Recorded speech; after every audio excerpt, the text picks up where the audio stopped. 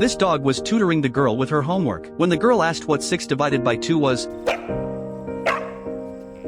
the dog, wanting to create a good learning environment for her, wouldn't let anyone approach, not even the girl's father. After the girl went to school, it would accompany the mother during yoga practice, mimicking whatever poses she did. But the mother often got busy with work and forgot school dismissal time. Little White would pick up the leash in its mouth to remind her it was time to pick up the child. Despite being such an intelligent dog, the father initially didn't want to adopt it. He always wore a sour expression, showing affection instead to the old black dog. When Little White wanted to shake hands with its master, it was often ignored. Watching the pampered old black dog, Little White couldn't help but feel frustrated. After all, it had been found by the mother on the roadside. However, after the mother had a baby, Little White became much gentler, guarding the infant every day. The father, afraid it might hurt the baby, locked it outside. Seeing Old Black pass by inside the house, Little White tapped on the glass, asking Old Black to open the door. Old Black jumped up to the door handle and let Little White in. Surprisingly reliable, that Old Black. Little White sat outside the baby's room, quietly standing guard all night. When the father woke up in the morning and found Little White still at the door, he began questioning Old Black. Old Black played dumb, but seeing the father's persistent stare, it simply turned and walked away. Gradually, Little White became the little helper in caring for the child. It would pick up used diapers and toss them in the trash. When the child dropped food everywhere during meals, it would crawl under the table to clean the floor. Time flew by, and the daughter grew up. Little White watched as its owners helped their daughter up the stairs every day. It too helped care for the girl, tirelessly carrying her up to the second floor again and again. This continued for 3 years, but on this rainy night, tragedy struck.